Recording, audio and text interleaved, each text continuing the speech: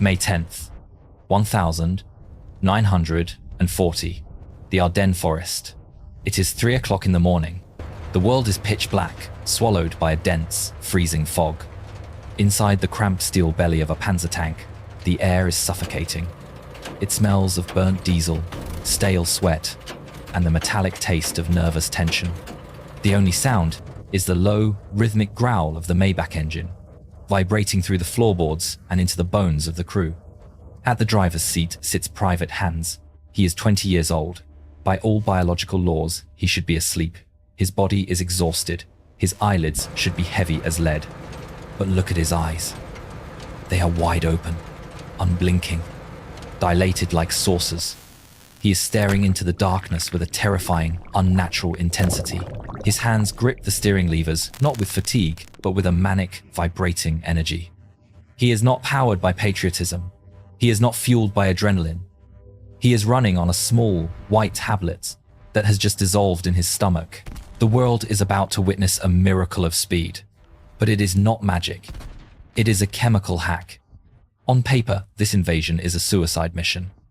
The French army is considered the finest in Europe. Their tanks, the Char B1 bis, are terrifying steel fortresses. Their armor is so thick that standard German anti-tank shells simply bounce off them like pebbles. Waiting behind the Maginot Line, the Allied forces are well-equipped, confident, and most importantly, they are well-rested.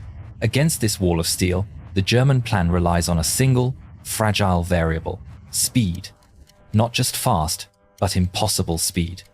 The High Command has calculated that to bypass the French defenses, the panzer divisions must cross the Ardennes Mountains and cross the Meuse River in exactly 3 days. 72 hours. This is a death sentence for a human driver. Biology dictates that a man needs sleep every 16 hours to function. After 24 hours, reaction times drop. After 48 hours, the brain begins to shut down. But the order from Berlin is absolute. There will be no stops for rest. There will be no setting up camp. If the miles-long column of tanks stops moving, Allied bombers will spot them and turn the narrow forest roads into a burning graveyard. To sleep is to die. So the German army does not ask its soldiers to be brave. It asks them to stop being human. The secret weapon of the Blitzkrieg was not a new tank or a faster plane. It was a small plastic tube with a red cap carried in the pocket of every soldier. Inside were pills called Pervitin. Today, we know this substance by a different name: Crystal Meth. Manufactured by the Temmler pharmaceutical company in Berlin, it was marketed as a harmless alertness aid, but chemically, it was a monster. When Private Hans swallows that pill, the drug hits his bloodstream and rushes to his brain. It violently blocks the receptors that signal fatigue. It floods his nervous system with dopamine and noradrenaline. Suddenly, hunger disappears. Thirst vanishes. Fear is replaced by a cold, aggressive euphoria.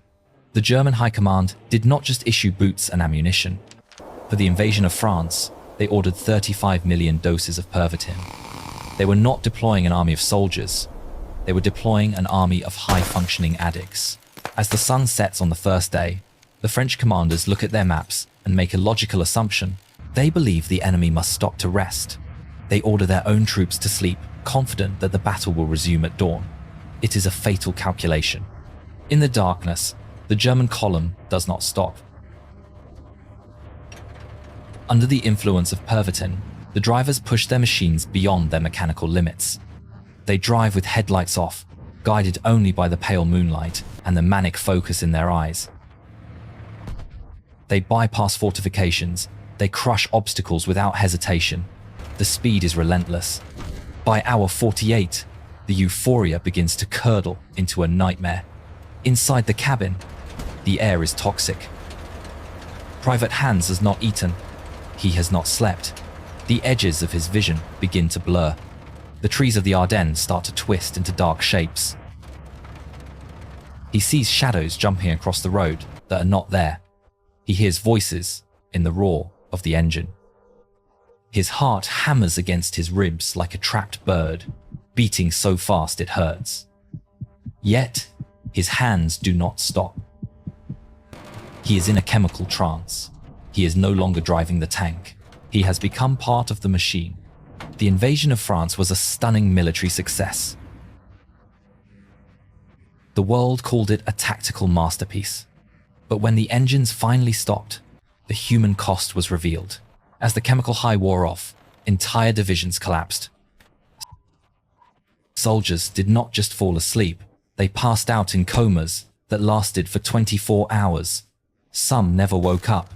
Their hearts, pushed beyond natural limits, simply gave out. Others suffered permanent psychotic breaks, screaming at enemies that existed only in their minds. And for those who survived, the war did not end in 1945. It continued in their blood. Thousands of veterans returned home as broken addicts, forever chasing that artificial feeling of invincibility, haunted by a chemically induced nightmare. They had conquered a country, but they had lost themselves. History remembers the generals and the tanks, but the true engine of the Blitzkrieg was not steel. It was a white, bitter pill. The German army proved that you can cheat sleep, but you cannot cheat nature. The debt is always paid, and it is paid in sanity and blood. The legend of the Aryan Superman was a lie. They were not superior beings. They were just men, pushed beyond their breaking point by chemistry. This leaves us with a terrifying question. If victory required you to destroy your own mind, would you swallow the pill? Subscribe and follow for more missing pages of history.